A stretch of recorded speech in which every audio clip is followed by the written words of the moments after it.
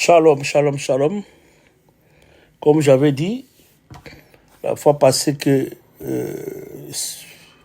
concernant notre thème qu'on avait partagé à Lingala, et là, on va partager en français pour nos frères et sœurs qui ne comprennent pas très bien Lingala, afin que nous puissions tous bénéficier de cette connaissance de la parole.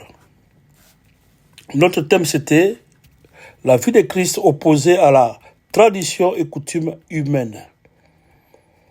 Comme j'avais dit, depuis l'Ancien Testament, jusqu'à nos jours, on rencontre toujours ce que nous disons la tradition et coutume dans nos vies, ou bien dans le monde. Et s'il faut voir dans tous nos pays, dans tous nos familles, nos clans, nous allons retrouver, il y a des traditions et des coutumes. Cela, ce n'est pas aujourd'hui que ça a commencé. Même dans la Bible, on voit des traditions, coutumes qui dominaient aussi parfois. Hein. C'est surtout dans l'Ancien Testament qui dominait parmi les hommes. Et on verra, s'il faut parler de traditions et coutumes, les traditions et coutumes, c'est des choses, oui, c'est une habitude donnée par une personne, deux personnes, dans un pays, dans un clan, dans une famille,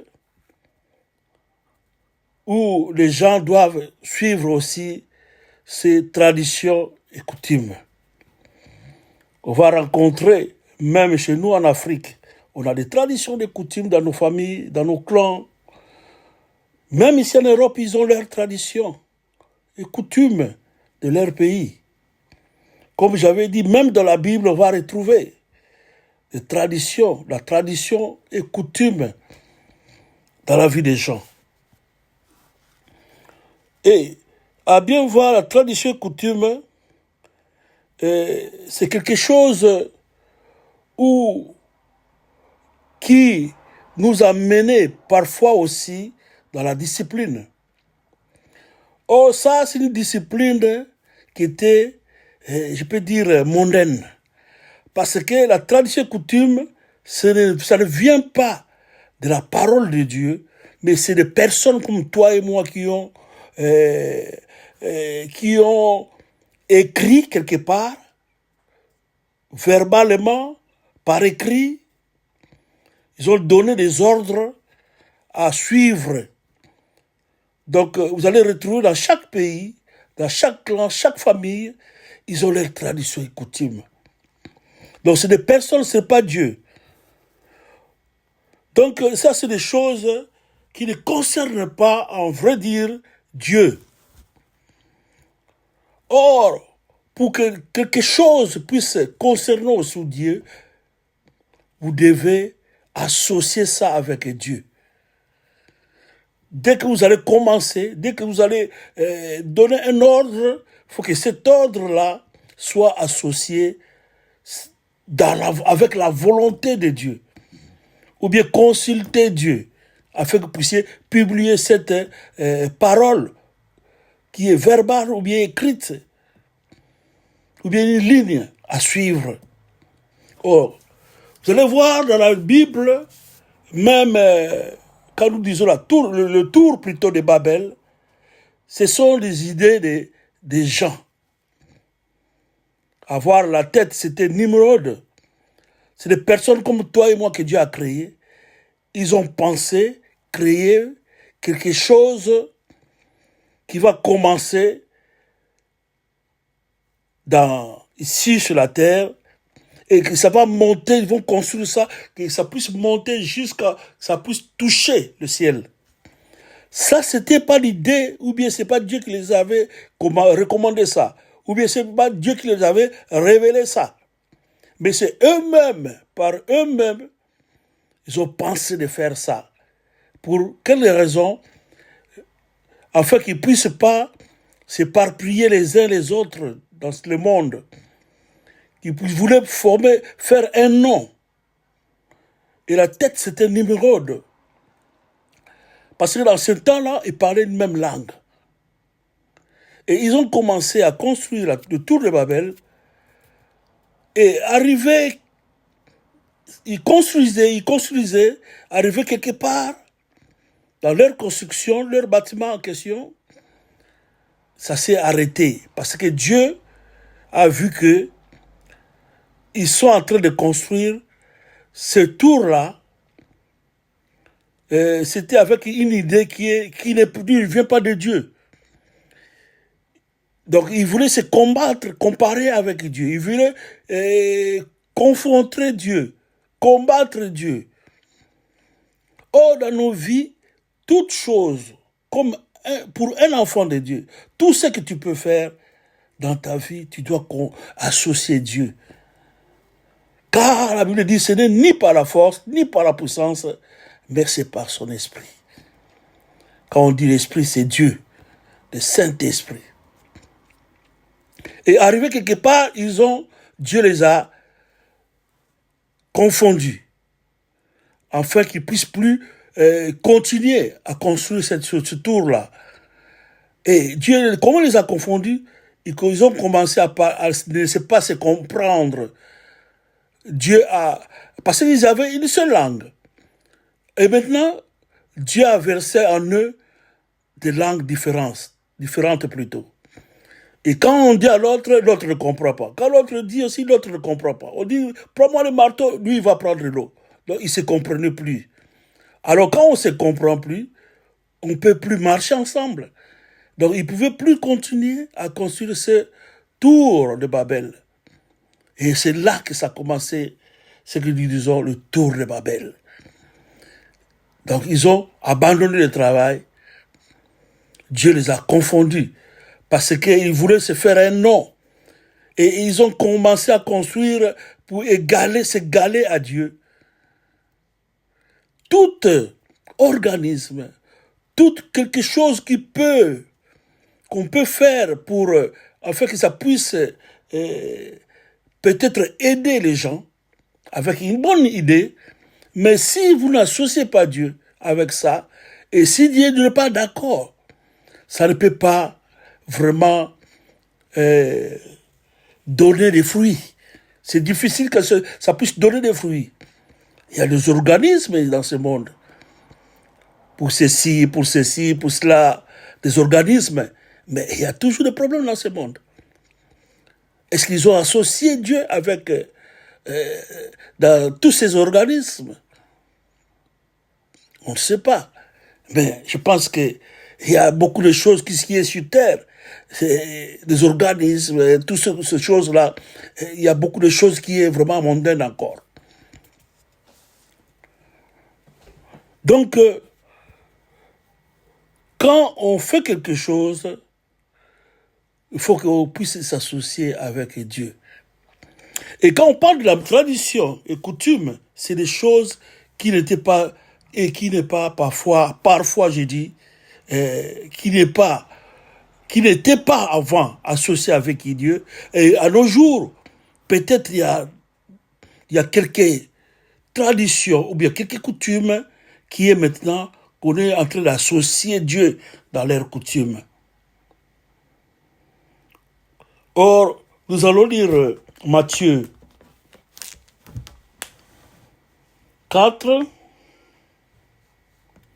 à partir du verset 6 à 20, non, à partir de Matthieu 15 plutôt.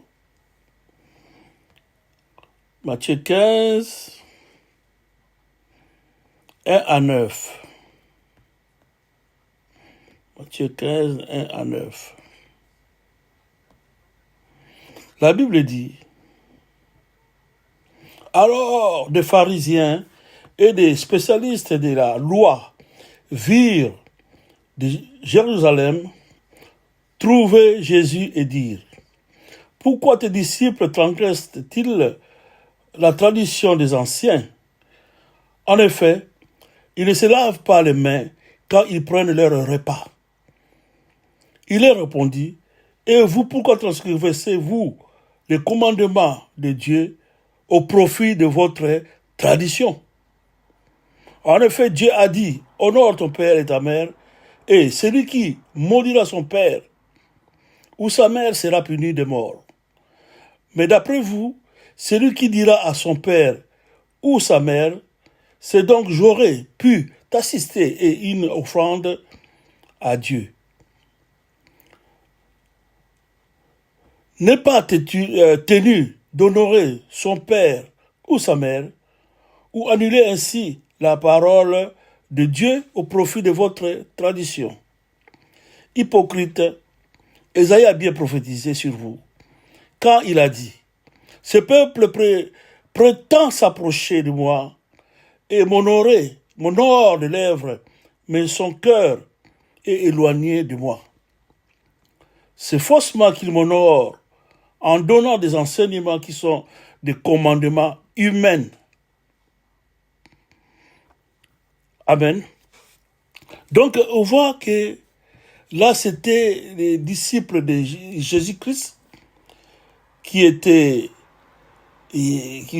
voulaient manger, mais ils n'avaient pas lavé les mains.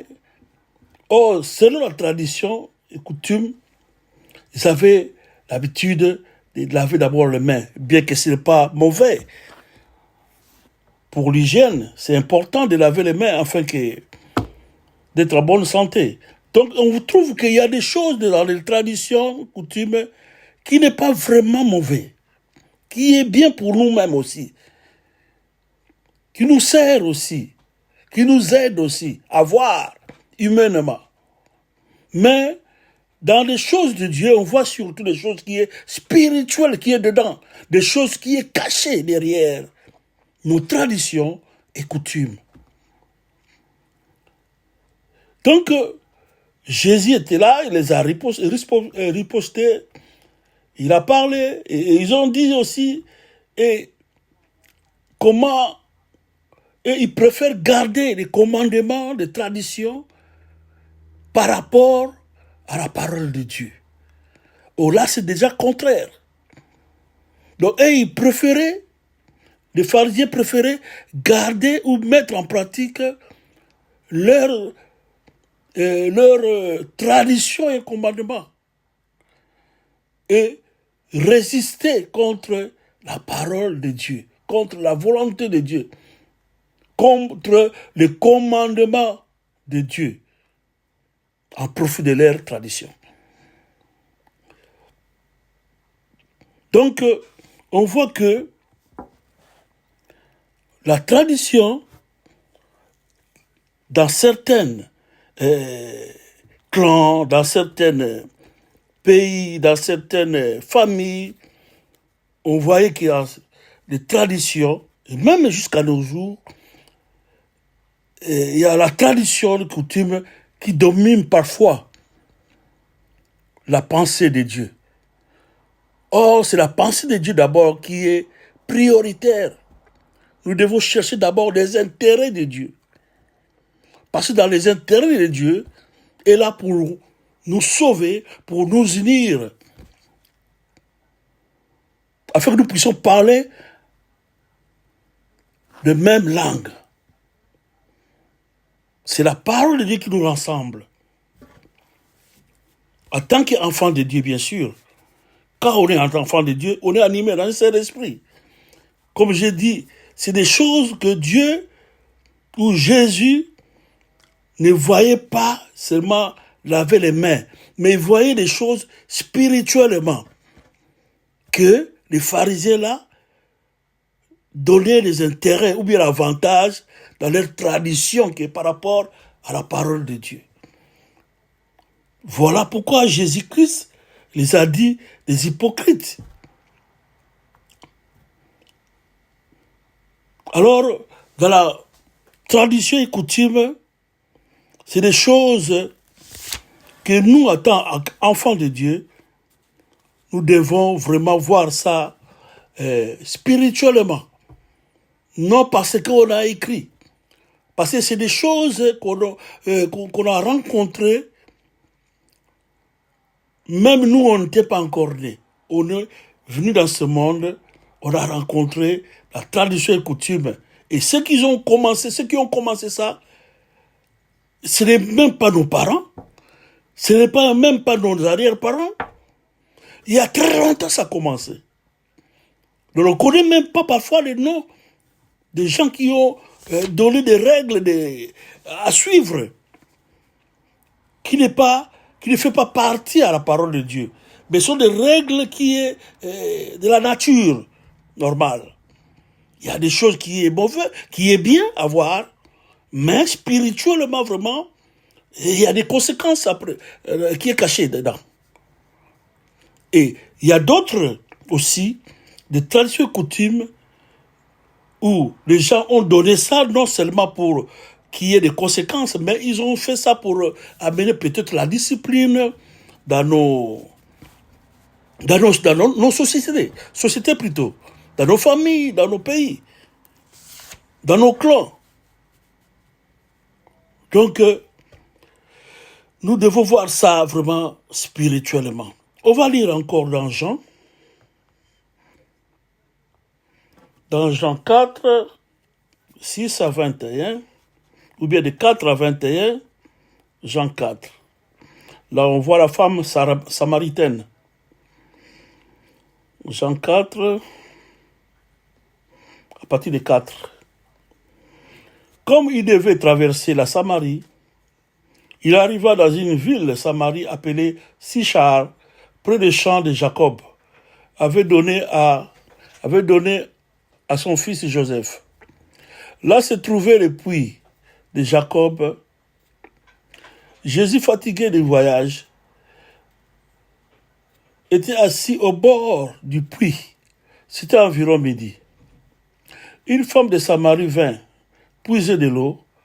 Jésus lui dit, « Donne-moi à boire. » En effet, ses disciples étaient plutôt allés à la ville pour acheter de quoi manger. La femme samaritaine lui dit, « Comment, toi qui es juif, tu me demandes à boire, à moi qui suis une femme samaritaine? » Les Juifs, en effet, n'ont pas de relation avec les Samaritains. Jésus lui répondit. Non, on arrête d'abord là-bas.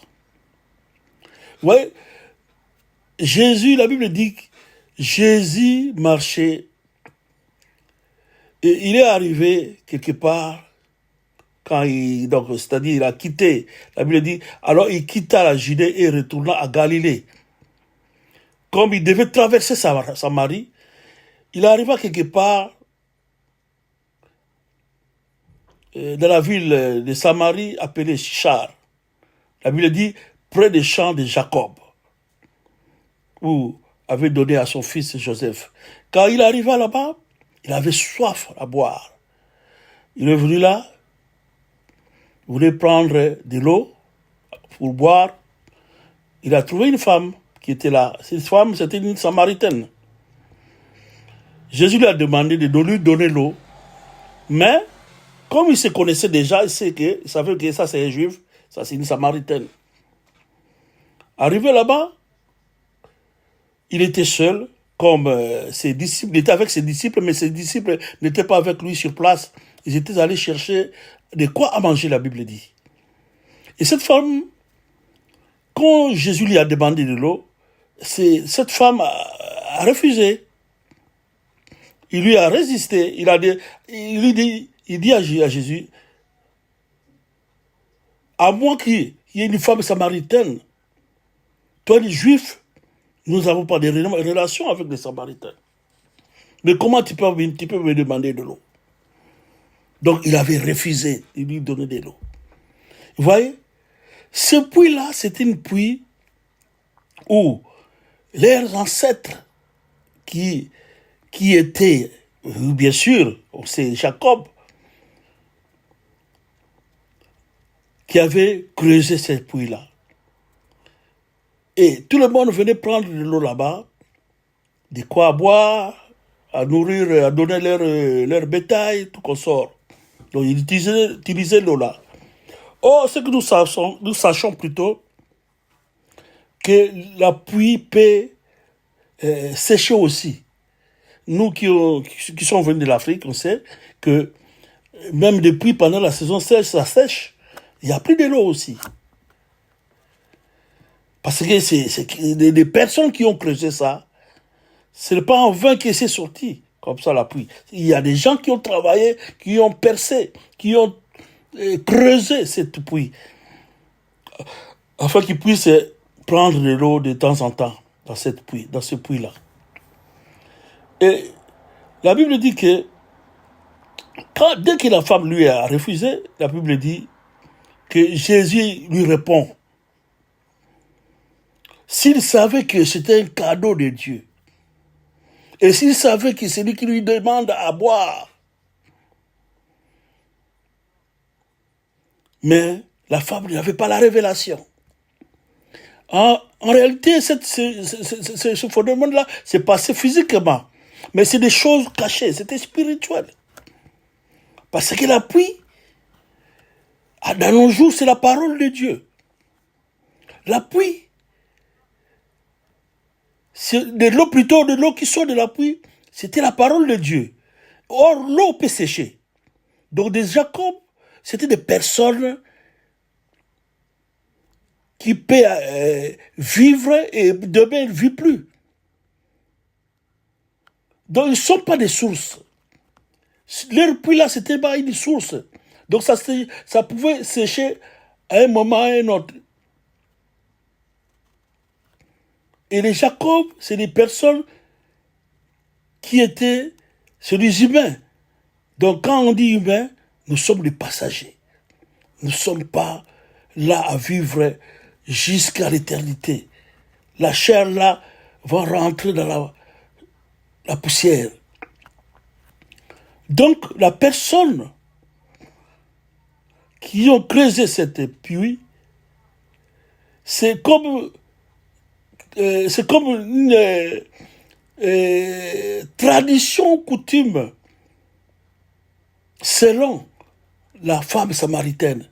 Donc, selon la femme samaritaine, elle s'accrochait et s'attachait seulement à ce que leur papa, leurs parents, leurs arrière-ancêtres, les Jacob, ils ont dit. Donc, ils vivaient selon la puits là. Selon le puits là seulement. Donc, ils se contentaient seulement du puits là. Donc, c'est-à-dire, ils se contentaient seulement de la parole qui sort de la personne, d'une personne. Or, la personne peut passer, mais la vie continue. Et ils ont continué à boire, prendre de l'eau dans la pluie, que leurs papas, leurs parents, arrière-parents de Jacob, ils ont creusé. Mais comme la femme là ne connaissait pas Jésus, c'était pas aussi de sa faute.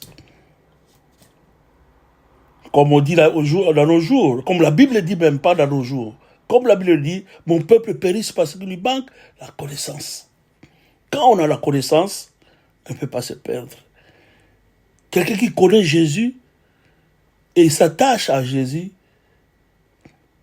il ne peut pas se tromper parce qu'il est conduit par le Saint-Esprit. Il est conduit par l'Esprit de Jésus qui connaît tout, même ce qui est caché. Donc je disais que Jésus lui répond, si tu savais celui qui te demande de l'eau, tu n'aurais pas lui résister comme ça.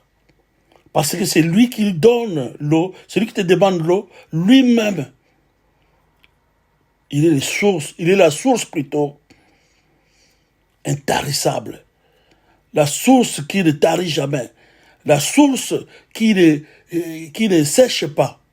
Quand on dit une source, c'est quelque part où l'eau sort, même l'eau coule, même l'eau qui sort de la source coule, qui forme même des fleuves, des rivières.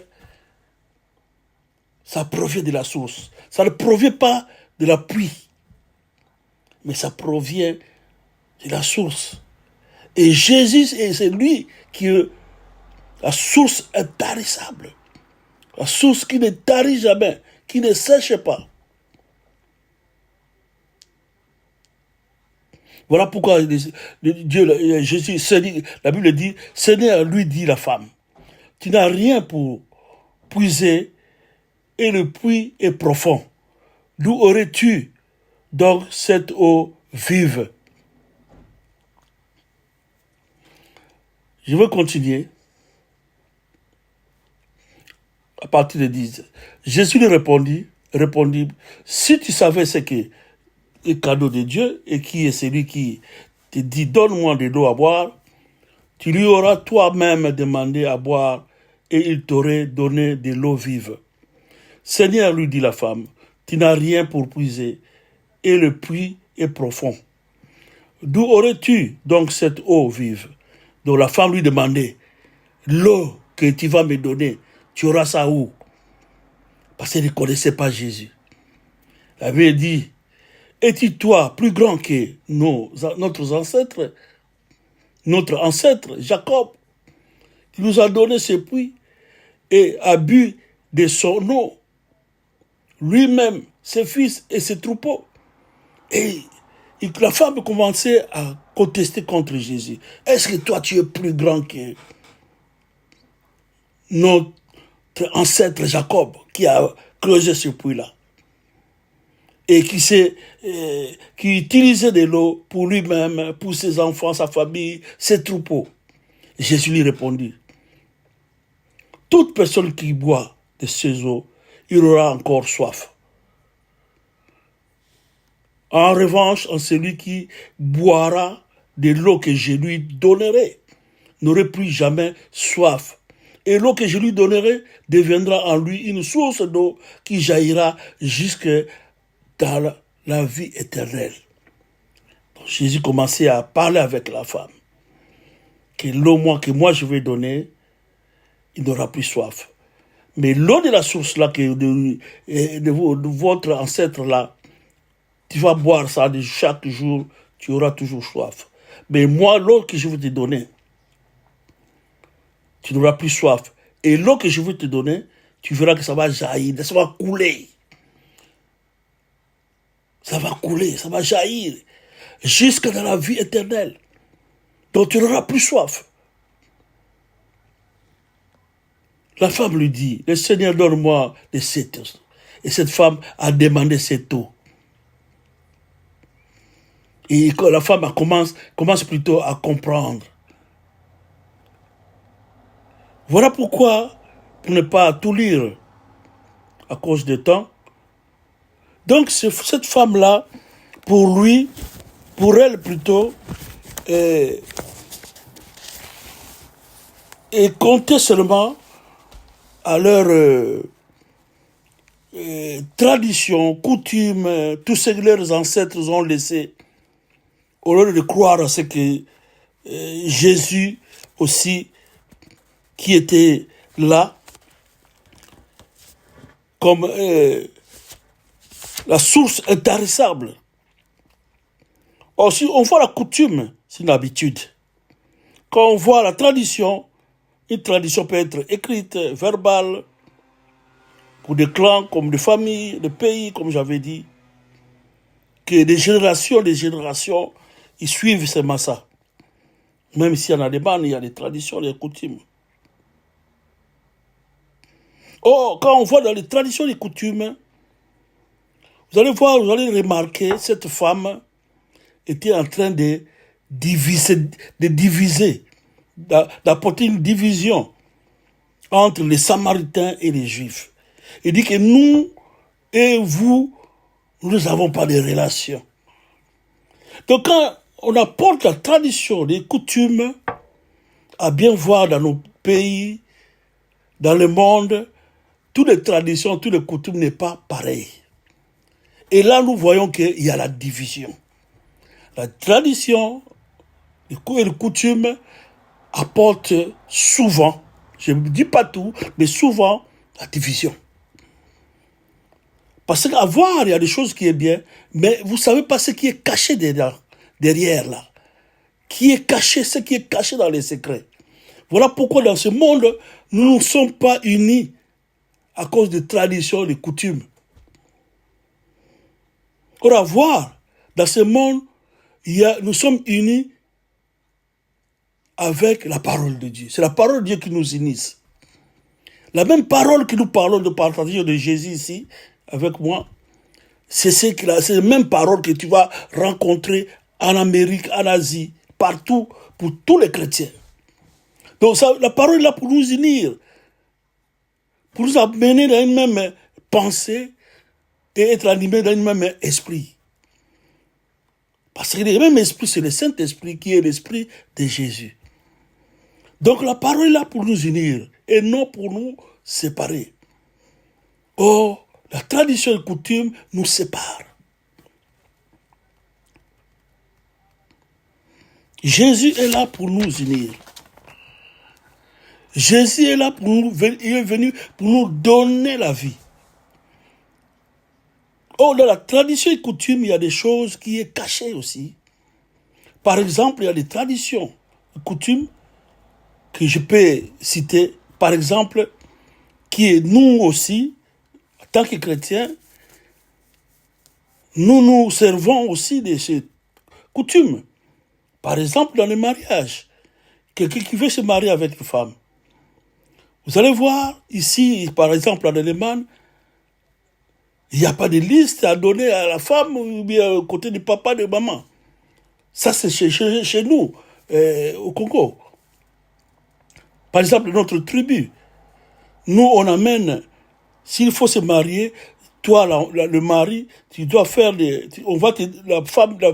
la famille de la femme, ou bien les parents de la femme vont te remettre à toi, le mari, la liste de ce que tu dois apporter. Et dans la liste en question, il y a la liste des choses pour le papa, il y a des choses aussi pour maman. Donc, tu es obligé d'amener ça. Il y a des paniers, il y a des choses, il y a plusieurs choses. Et à nos jours, il y a même des gens qui sont là, qui pensent vendre leurs filles. En écrivant même qu'ils ajoutent des choses, même de télévision, des groupes électrogènes, tout qu'on sort. Croyant qu'ils sont en train de vendre leurs filles.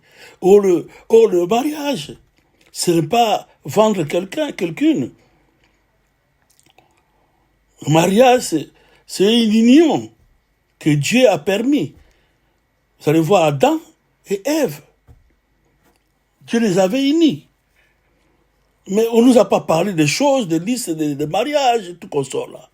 Parce qu'ils vont faire une famille, et les enfants là, c'est tous, les enfants, c'est vos enfants aussi. C'est pour tout le monde. C'est quelque chose de se multiplier, comme Dieu nous a bénis. Parce que les enfants sont des bénédictions des entrailles. C'est une bénédiction qui vient de Dieu. C'est la promesse qu'il avait donnée à Abraham de se multiplier. Vous allez retrouver aussi dans d'autres familles, ce n'est pas la femme qu'on apporte du côté de la maman, de la femme qu'on apporte des choses. Mais vous verrez voir vice-versa. C'est la femme qui amène des choses dans la famille du mari. Donc, nous ne sommes pas pareils. Dans d'autres continents aussi, c'est comme ça. Si vous allez en Asie, vous allez trouver des choses aussi parfois contraires à nous, avec nous qui sommes des Africains. Alors, des choses comme ça ne peut pas. Ça apporte la division. Ça apporte des choses, des incompréhensions. Et dans les choses de tradition et coutume, vous allez remarquer que si le mari on avait donné la liste, il n'a pas remis les choses en question, des pagnes. Vous allez voir, du côté de la maman aussi, des gens qui vont réclamer, où est ma pagne, où est mes ceci, cela, tu n'as pas donné, tu n'as pas fini l'argent, tout ça. Et par là, nous ne sommes pas tous pareils. C'est par là aussi. Il y a des gens de mauvaise foi, de mauvais cœur, des gens qui sont parfois aussi de mauvaises langues, qui peuvent susciter des malheurs aussi. Ils peuvent prononcer, ils peuvent maudire aussi, comme s'il faut dire. Et les conséquences, c'est les mariés qui vont subir ça, ou bien les enfants de mariés qui peuvent subir ça. Bien que ce n'est pas toujours comme ça. Mais je dis les gens qui sont de mauvaise foi, les gens qui sont de mauvais cœur, qui réclament les biens. Oh, ça sont des signes seulement que, en principe, que nous devons faire. Parce que même ici en Allemagne, ils ne font pas ça.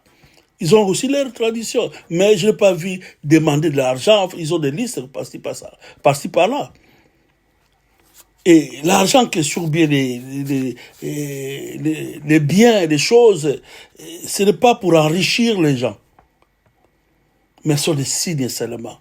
Mais des gens de mauvais cœur plutôt, peuvent aussi, je ne dis pas, ce n'est pas toujours comme ça, mais peuvent aussi s'infiltrer suite à quelque chose qui était manqué ou bien des retards, ils n'ont pas donné l'argent, ils vont profiter à faire le mal. Oui? Parce que vous avez parlé, vous vous êtes parlé, et vous, le mari, vous ne réalisez pas. Et la Bible dit, la malédiction avec cause, sans cause, ok. Mais s'il y a une cause, attention, là, il y a une porte qui est ouverte quand même. Là, voilà pourquoi même dans les choses de mariage, nous qui sommes enfants de Dieu, nous employons aussi toutes ces choses-là. Nous devons, en tant qu'enfants de Dieu, ne pas seulement laisser cette tradition et coutume seule, mais nous devons aussi associer Dieu dans ce genre de situations. Par exemple, le mariage, nous devons associer aussi Dieu dans nos mariages de nos enfants, de nos frères, de nos sœurs. Nous devons associer Dieu, prier d'abord Dieu, associer Dieu, convaincre les deux familles que Dieu doit être au milieu, comme troisième fil. De marier la femme et Dieu troisième fil, afin que ça puisse être fort. Donc, nous devons vraiment devons vraiment être prudents dans ça. Donc, c'est Dieu seulement qui peut, la Bible dit, c'est lui qui bâtit, s'il bâtit sans lui, sans Dieu, c'est lui qui bâtit, il bâtit en vain. Donc, nous devons construire avec Dieu. Dans nos familles, dans nos coutumes, nos traditions, nous devons associer Dieu.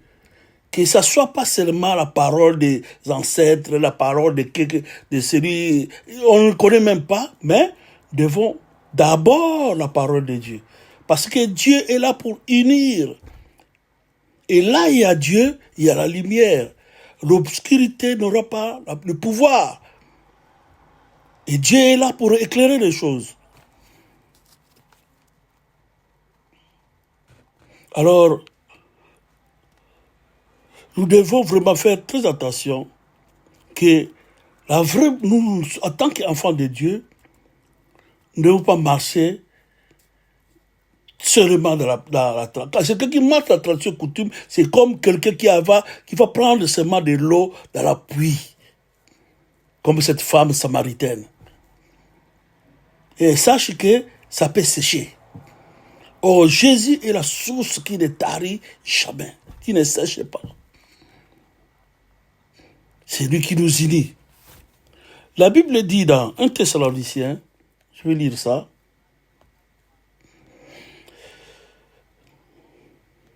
1 Thessaloniciens, chapitre 5, au verset 20. La Bible dit, même ne méprisez pas les prophéties. 21, mais examinez tout et retenez ce qui est bon. voyez, même pour les prophéties, la Bible dit de ne pas maîtriser les prophéties.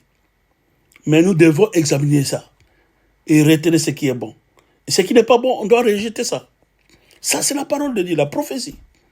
Et comment pas dans la tradition et coutume, nous devons récupérer ce qui est bon, ce qui est clair, ce qui n'est pas obscur. C'est ce que nous faisons. On fait mariage coutumier, mais nous devons associer Dieu. Parce qu'il y a des conséquences que nous pouvons subir aussi, que les gens peuvent subir aussi, qui est dans la tradition et coutume. On peut prendre Ézéchiel 18 de 1 à 4. Il y a des conséquences qui peuvent arriver aux gens qui n'associent pas Dieu, ou bien qui marchent seulement dans la tradition et coutume. Dans Ézéchiel 18, la Bible dit, on récolte ce qu'on sème. La parole de l'Éternel m'a été adressée. Pourquoi dites-vous ce proverbe dans Israël, le territoire d'Israël? Ce sont les pères qui mangent des raisins verts et ce sont les enfants qui ont le mal aux dents. Aussi vrai que je suis vivant, déclare le Seigneur. L'Éternel, vous n'aurez plus l'occasion de dire ces proverbes en Israël. En effet, toute la vie m'appartient. La vie du Fils m'appartient aussi bien que celle du Père. Celui qui pêche, c'est celui qui mourra. Vous voyez? Comment les gens qui ont mangé les raisins verts, donc ils n'ont pas marché avec Dieu, parfois. Ils ont servi des choses qui est hors des intérêts de Dieu. Et les conséquences, c'est les enfants, c'est-à-dire ils ont mangé les raisins verts, et au lieu qu'eux-mêmes, leurs dents puissent être agacées, mais c'est les enfants qui ont mal aux dents. Mais la Bible dit, je déclare, le Seigneur, il n'y aura plus ces proverbes-là en Israël.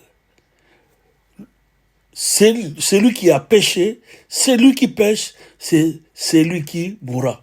Donc celui qui a péché, celui qui a parlé en vain dans des choses, dans une mariage, ou bien profite des choses de faire le mal. Par exemple, je dis les mariages coutumiers. Alors, des choses, nous devons associer Dieu parce que la parole de Dieu viendra pour trancher. Et celui qui pêche, c'est celui qui mourra. Donc, il n'y a pas de malédiction. On peut prendre aussi Colossiens. Colossiens 2. C'est la parole de Dieu. Alors, nous devons faire très attention. Nous devons mettre Dieu toujours au milieu afin que les choses soient dans la lumière, qui n'est pas l'obscurité. Colossiens 2, 8, la Bible dit, « Faites attention que personne de vous ne prenne au piège par la philosophie, par la tromperie sans fondement, qui s'appuie sur la tradition des hommes, sur les principes élémentaires qui régissent le monde, et non à Christ. » C'est bien clair. La tradition des hommes, parce que la tradition, c'est les hommes qui ont fait ça. La tradition et coutume. Au lieu qu'on puisse marcher dans les choses de Dieu. Donc, nous devons considérer plus que ce qui est la parole de Dieu, qui est la tradition humaine. Même dans Isaïe 29, dans Isaïe 29, la Bible, qu'est-ce qu'il dit? Isaïe 29, on va lire ça aussi. Isaïe 29, 13, la Bible dit, le Seigneur dit, Ces peuples s'approchent de moi, ils m'honorent de la bouche et de lèvres, mais son cœur est éloigné de moi. Et la crainte qu'il a de moi n'est que commandement humain. Une leçon apprise. Quand on dit commandement, ce sont des traditions, des coutumes que les gens ont proclamées, ont données. Parfois, ils étaient morts il y a très longtemps. Alors, on voit que la tradition et coutume s'est opposée.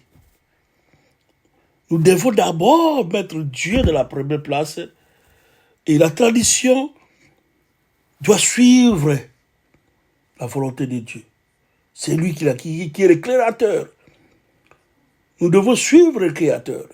Bien que la tradition et coutume apportent aussi à voir physiquement la lumière, la discipline, l'organisation dans nos familles, dans nos sociétés. Mais ce qui est caché dedans n'était pas révélé. Et si c'était pour une pensée, pour détruire, personne ne pouvait savoir. Oh, c'est Jésus qui est la lumière. Il est venu pour nous unir. Voilà pourquoi c'est important, en tant qu'enfant de Dieu, même dans nos mariages, coutumiers, bien sûr, coutumiers, nous devons vraiment associer Dieu. Et dans toutes choses que nous pouvons faire, dans nos choix même de partenaires, nous devons associer Dieu. Dans nos travails, dans nos familles, tout ce que nous pouvons faire. Parce que nous sommes dans le monde, mais la Bible dit nous ne sommes pas du monde. Donc, nous devons pratiquer des choses qui sont dans le monde, parce que nous sommes encore dans le monde. Mais nous devons mettre Dieu dans la première place et associer Dieu dans toutes choses. Voilà pourquoi nous prions même avant de manger. Parce qu'on ne sait pas si la nourriture d'où ça vient. Nous devons prier, sanctifier avec la parole de Dieu. Donc toute chose doit passer, doit être éprouvée par la parole de Dieu. Amen.